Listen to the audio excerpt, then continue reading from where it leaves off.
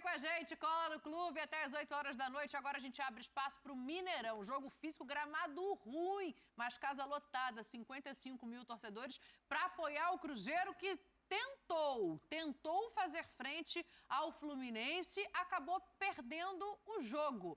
Mas o torcedor, Mauro, não sei se você falou com o pessoal lá da sua família, o torcedor do Cruzeiro achou uma catástrofe ou está só chateado pelo resultado? Não achou não, porque não foi, né? O jogo do Cruzeiro não foi para isso. O Cruzeiro, inclusive, conseguiu... 28 finalizações. Aí, olha que maravilha. Agora, quantas no gol? Esse que é o problema. 8 e tal. E mesmo assim, encontrou o ex-ídolo super inspirado. O Fábio, né? Isso aí, assim, eu não sei quem estava ali no Mineirão, se xingava, se aplaudia, entendeu? O Fábio, porque, né, tantos anos de Cruzeiro e tal. E ontem ele teve uma noite também muito importante a favor do Fluminense. Inclusive no pênalti, vai dizer, mas o pênalti que valeu foi o que foi para fora. Mas só teve esse para fora porque ele pegou o primeiro que foi no gol. Ele adiantou, tinha que voltar, tinha mesmo. Exato que tinha. Mas se tivesse entrado, se ele não tivesse pego, mesmo se adiantando ali um passo, não teria o segundo para perder. O Fábio foi muito importante. Mas o Cruzeiro, olha, aí ó, chegou muitas vezes na cara do gol e tal. E quando não encontrou um Fábio inspirado, não encontrou o caminho, né, do gol onde ele estava, chutou muito para fora. Mas o Fluminense, com muita consistência, no final chegou a ter menos 2 jogadores em campo. Durante 11 minutos. 11 minutos com 2 e realmente, é como diz o Pascoal aqui, assim, o futebol mais bonito, que mais nos enche os olhos é o do Fluminense. E o do Palmeiras talvez seja o mais eficiente, né? O Palmeiras também deu uma aula ontem, a gente vai falar sobre isso. Mas não foi mal o Cruzeiro, não. É que em casa estava voltando ao Mineirão, tinha uma expectativa de, no mínimo, conseguir um empate. E aí aconteceu aquele lance do pênalti, que já estava 2-0 para o Fluminense, que poderia, quem sabe, com 2-1 ali, fazer com que o Cruzeiro fosse para cima, etc. e tal. E o Dourado... daqui a pouco a gente fala dessa presepada aí que o Pipa falou sobre isso. Vamos antes só puxar pro lado do Fluminense também, Zinho. O Cezinho, obviamente, esse eu sei que tá feliz, né? Porque o Fluminense, mais uma vez, consistente, fazendo um time que dá gosto de ver jogar e conseguindo os resultados importantes fora de casa, Zinho. Com certeza. O torcedor do Fluminense está orgulhoso do time, né? Agora, eu, particularmente, eu estou muito feliz com o Campeonato Brasileiro. Temos um campeonato. Não tem aquela coisa que você fala assim, esse time vai disparar, está disparando. Há um equilíbrio, é um início, mas a gente já está falando que está indo aí para o quê? Para a 5ª, 6ª rodada? E bons jogos, bons jogos. Você vê o jogo do Palmeiras e Grêmio, bom jogo. O jogo do Flamengo e Goiás... É diferente a qualidade do jogo, mas um bom jogo. Eu vou te contar, vou te falar a verdade. Já falei isso no programa, ano passado principalmente. Pela profissão de comentarista, eu assistia os jogos. Pela obrigação de ter que ver para comentar. Mas era doído para ver alguns jogos. Olha, tinha jogo que eu falei, meu Deus do céu, que jogo ruim. Cada partida assim não dava vontade de ficar parado na frente da TV para ver. Esse ano, esse início do campeonato, grandes jogos. E vem pela frente aí clássicos, né? Final de semana já está cheio de clássicos regionais, né? Falando assim. Então, o jogo do Fluminense e do Cruzeiro, eu vou te falar a verdade. O Cruzeiro, se repetir essa atuação que teve contra o Fluminense, não vou nem falar do Fluminense primeiro, estou falando do Cruzeiro. Ele vai ganhar a maioria dos jogos em casa. Porque em certos momentos ele foi melhor que o Fluminense. Ele se impôs contra o Fluminense, e a gente está falando do Fluminense, que é o time badalado no momento, com mérito. Me enche os olhos o jogo do Fluminense, é um time que realmente joga um futebol bonito, um futebol que propõe o jogo, mas quando não tem a bola, quantas vezes vocês viram o Cano, o artilheiro, que tem 24 gols em 23 jogos, lá atrás defendendo, dando carrinho, bloqueando o ataque do Cruzeiro. Eu fiquei vendo o jogo porque o Cano está com quantos anos? 35, 36? 5 ou 35, eu falei assim, o cara com 35 anos é o artilheiro. Podia muito bem ficar lá na frente e falar assim, cara, eu resolvo. eu faço gol. Eu tenho mais gols do que jogos na temporada. Eu podia ficar aqui na frente esperando. O que o Cano se dedica sem a bola para o time do Fluminense é um absurdo. É de se aplaudir. Então, assim, a gente fala de um Fluminense que propõe o jogo, que joga bonito, tem um jogo apoiado, vai pelo lado, junta, trabalho de bola, toque de bola, o maestro Ganso, né, o craque Marcelo, o Arias, que para mim é um baita de um jogador também, o Alexander, que saiu machucado, espero que, né, não seja nada grave, eu não tenho essa informação, não sei se vocês têm, mas é um baita de um garoto que o Diniz coloca no meio junto com o André. Aí não tem o Keno, joga um Lima que encaixou, volta, ajuda na marcação, libera o Marcelo. Muitas vezes o Marcelo vai ao ataque, volta por dentro e o Lima ou o Alexander faz a linha de 4 defensiva como um lateral para defender, para o Marcelo vir por dentro. É mão do treinador. Então o Fluminense vence por méritos, mas num jogo muito equilibrado. E que no finalzinho, com acréscimo, com tudo, o Cruzeiro teve chance, hein, de empatar. Teve o pênalti, que todo mundo viu aí, e o Fábio, concordo com o Mauro, brilhou mais uma vez. Já a gente entra nessa questão do pênalti aí, o Dourado tomou um puxão de orelha público do Pepa. Só respondendo as questões do Zinho, o Cano tem 35, só faz 36 em fevereiro do ano que vem, e o Fluminense ainda não divulgou a situação do Alexander, pelo menos não oficialmente, nos grupos que a gente tem aqui de imprensa, nem em nenhuma nota oficial. Então é uma situação que preocupa o Alexander fora, porque a gente viu ontem a maneira como ele sai de campo, né, Pascoal, sem conseguir completar ali os 11 minutos que faltavam de jogo. O Alexander é um jogador desse Só que... uma coisinha, pra gente não esquecer. Ontem o Fluminense ainda não tinha o Samuel Xavier, não tinha o Keno e não tinha como opção o John Kennedy, os 3 fora. Sim, mas o Fluminense melhorou o elenco para essa temporada. Né? Na temporada passada, o Fluminense melhorou o elenco, entendendo que precisava melhorar, olhando para todas as competições que o Fluminense tem intenção de ganhar. E eu acho que o Fluminense tem que ter essa intenção mesmo. O Fluminense está jogando bem, um futebol espetacular, pegou um adversário ontem enjoado, daqueles, sabe, time enroscado, engasgado de ganhar, osso, mas a competência do Fluminense. O Ganso faz um gol, o primeiro gol sai de uma bola carambolada, a bola fica carambolando num, bate no outro, bate no... É que carambolar, só para explicar.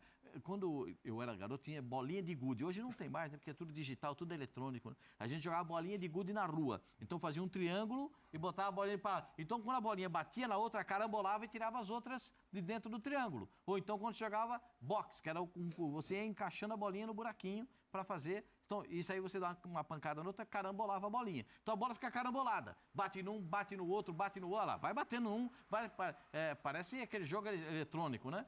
Mas aí aparece o pé do cara que sabe bater na bola com muita qualidade e faz o gol. Teve um lance que Ô Pascoal, diga assim. Olha o gol que o Cano ia fazer. O cara é artilheiro mesmo, a bola bate na cara dele e vai na trave. Não, e o gol que ele salva. Ele salva um gol o time do Cruzeiro ia fazer um gol e o Cano salvou. O zagueiro chutou nele e quase que a bola entra, a bola na trave. Olha lá, ó. É incrível. Porque é aquele negócio, é o perfume que a bola gosta, Zinho. O cara quando tem o perfume, Pedro, Cano, eles têm o perfume que a bola gosta. É difícil isso? Opa! E é difícil ter jogador com esse perfume. Não é todo jogador que tem esse perfume, não. É difícil ter. E ele é pequenininho, ele vai sempre no segundo pau, sempre em cima do lateral, porque com o lateral ele vai disputar a bola. Pascoal, que mês que a gente tá? Maio. 24 gols. 24 gols. Se você levar em consideração, numa progressão aritmética, ele vai, o Mauro que é muito bom nisso, ele vai acabar o ano com 50 gols. É isso, Mauro? Mas... no mínimo o ano passado ele fez 44. Então, vai superar Enzinho. Então, depende até onde vai o Fluminense, né? Em todas as competições, né? Libertadores, Copa do Brasil, tem na quantidade de jogos, mas ele vai passar por aí, né? Se ele dobrar, ele não chegou nem na metade do ano. Uma coisinha do Cruzeiro. Legal que o Cruzeiro enxergue um jogo desse olho no olho com o adversário. É verdade. Legal. E achou um técnico competente. Legal. Né? Achou um técnico competente, né? Eu nunca tinha ouvido falar nele, ele vai vir aí e tal. Pepa, né? Não, ele chega como incógnita. Assim, tal, eu vou voltar nesse Cruzeiro, porque tem a questão do pênalti ainda. O Pepa vai falar aqui e vocês poderão elogiá-lo. Mas também está merecendo elogio. O Diniz, o Fábio, Sim. e o Diniz ontem também fez isso pelo goleiro dele. Para ouvir você na sequência, dona. Fala, Diniz. O Fábio na minha opinião, é um gênio do gol. O cara, por isso que ele consegue jogar com a idade que ele tem. E se você tem um observador que não sabe quem é o Fábio, o cara jamais falaria que ele tem a idade que ele tem. Então, além dele ser um jogador muito especial e pegar a evolução do Fábio com os pés, a gente tinha que dar muito mais enfoque do que o erro que o Fábio cometeu. É aquilo que ele conseguiu produzir, a história que ele tem no futebol. Que tem que ser assim, colocar uma luz para falar assim, pô, o cara com 42 anos jogar e se predispor a aprender a jogar com o pé, a treinar mais que os outros. Ele joga com uma naturalidade incrível hoje. Hoje parece que o Fábio nasceu jogando com o pé. Então isso eu falei bastante dele assim, mas gostaria de falar que eu falei pouco. Porque além dele ser um gênio mesmo, gênio, porque o cara é talentoso demais, ele é econômico para fazer defesa. Ele é espetacular. E com talento natural. E o resto, assim, é esforço, que ele não tinha tanta condição com o pé, porque ele foi pouco estimulado durante a carreira inteira. E em um ano que ele evoluiu é uma enormidade. Enormidade, é uma coisa surpreendente. Ele não mentiu, mas valoriza o Fábio, que valoriza o meu também, né? E a gente tá vendo aí, não, os números do, Help me, do help Fábio you. contra o Cruzeiro. Fala. Então, gênio, né? O Diniz deu aquela gestão de vestiário. Acho que é um craque do gol. E o ponto que ele toca ali, eu acho muito interessante, que a gente está falando de um cara de 42 anos que está disposto a melhorar, né? A evoluir com o jogo com os pés. E ele é espetacular, é um cara extremamente decisivo. O torcedor do Cruzeiro sabe muito bem disso. O torcedor do Fluminense já entendeu isso com pouco tempo. Pega pênalti, pega aquela bola impossível, vai buscar, é uma liderança. Ainda tem aquele olhar ambicioso, competitivo, que acaba sendo importante na liderança dentro do vestiário do Fluminense. Eu só queria tocar num seguinte ponto. Concordo com todos aqui, a gente tem falado sobre isso há muito tempo. O Fluminense hoje tem um futebol mais encantador, acho que nem só do Brasil. O futebol sul-americano mostrou isso contra o River Plate. É o time que mais está jogando, é bonito de ver, né? Sim. Posse de bola, envolve, troca de passes. O Zinho já citou jogadores de muita qualidade. Alexandre, André, o Arias, para mim, é o melhor do time. O Cano, definidor. O Ganso. Você tem Marcelo. Só acho que o Fluminense tem que ficar um pouco ligado. Defensivamente, eu tenho visto nos últimos jogos, às vezes, muito espaço. Tem sofrido. No jogo contra o Vasco, o Fluminense foi para uma abafa, mas em algumas oportunidades ele ficou muito vulnerável já para tomar contra-ataque. Sim. 4 bolas que o Vasco, se tivesse um pouquinho mais de qualidade, ele poderia ter saído vencedor. E acho que ontem, a gente vai falar mais sobre o Cruzeiro deixou o Fluminense desconfortável, Dani. Deixou, em vários momentos. O Cruzeiro, em alguns momentos, foi superior ao Fluminense. Teve chance de marcar, o Fábio trabalhando, pegando muito ainda com 42 anos, ainda é um dos melhores goleiros do planeta, mas o Fluminense, acho que ele tem que ficar um pouco mais equilibrado. Um equilíbrio que, por exemplo, eu acho que o Palmeiras tem. Sim. O Palmeiras cede poucos espaços para os seus adversários. Eu acho que o Fluminense, ele encanta, ele amassa o adversário, ele envolve, mas defensivamente, principalmente em jogo eliminatório, isso pode ser um fiel da balança. Até porque ele tem um zagueiro muito bom, que é o Nino, e jovem. Mas o companheiro dele já tem uma idade. É tanto o Manuel. Não, e quando tá o Felipe também. Sim. Né? Eles atacam justamente ali pelo lado esquerdo, né? Exatamente, pelo lado de um ou de outro. Então, pode ser uma brecha. Mas a família responde aqui que adorou o desempenho, mas não gostou do resultado. Lógico. Essa é a definição do Cruzeiro de ontem. O desempenho foi bom mesmo. Quem não gostou também foi o Pepa, que não gostou nada da postura do Dourado, que vai lá tentar tomar a bola na hora da recobrança do pênalti. Vamos entrar nesse assunto, ó, só pra gente ir entendendo, né? Pra quem não viu, o Cruzeiro tem um pênalti marcado a favor e aí ele já pega a bola ali, ó. Não, tá os dois, bola... cada um pegou uma bola. Tem outra bola? Não, tem cada um tá com uma bola. Então já tinha também o Bruno com outra bola. E aí tem ali esse é no primeiro, não tinha batido o pênalti aí ainda. Era a primeira cobrança. Aí os dois estão ali na resenha para ver que vai. Aí vem ali, eu não tô vendo, vem o zagueiro ali e pega uma bola, o Castan para dar uma organizada, aí vai tentar conversar com o Bruno e vai tentar conversar com o Dourado. Mas parece que ele não conseguiu.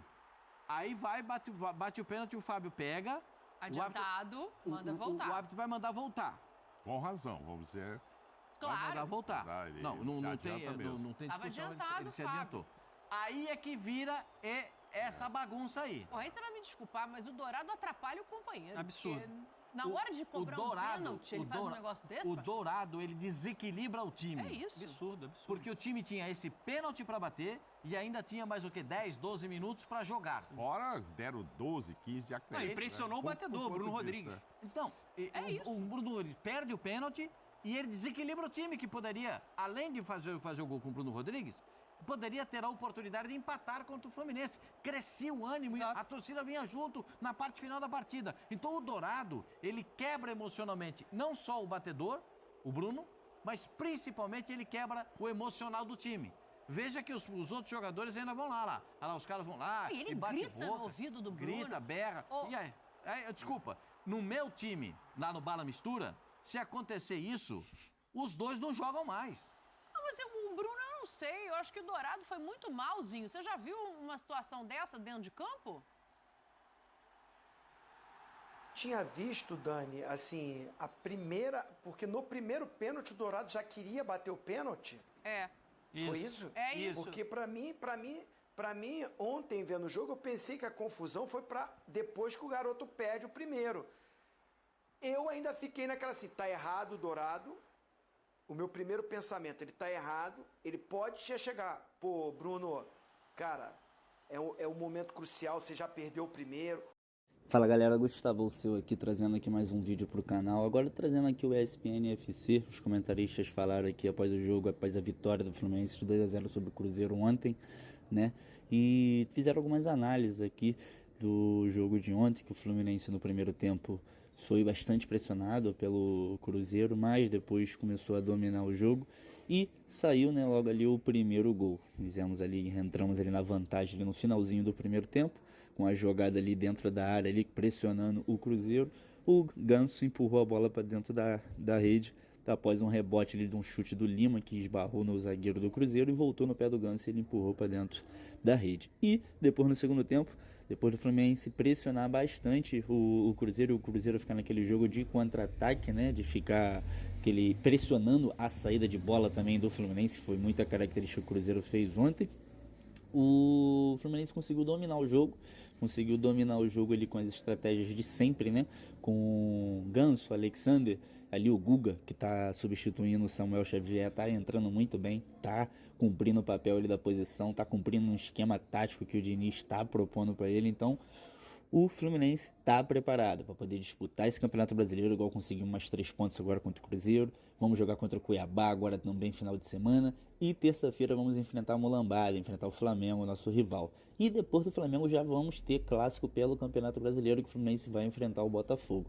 Beleza? Mas você, Tricolor, deixa seu comentário aqui o que você achou da atuação do Fluminense ontem contra o Cruzeiro lá no Mineirão. O que você achou também daquelas defesas sensacionais do Fábio, que ele vem fazendo umas defesas sensacionais, ainda é um dos melhores goleiros do planeta, tá? Na minha opinião.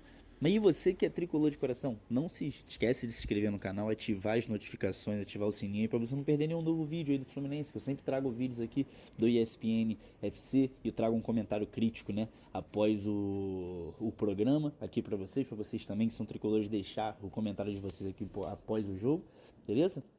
E é isso, galera. E todo o crédito do vídeo, desse vídeo aqui específico, direcionado à ESPN, que é dona dos direitos principais aqui da obra desse canal, né? Desse programa que nós trouxemos aqui agora do ESPN FC. Beleza? Tamo junto e até o próximo vídeo.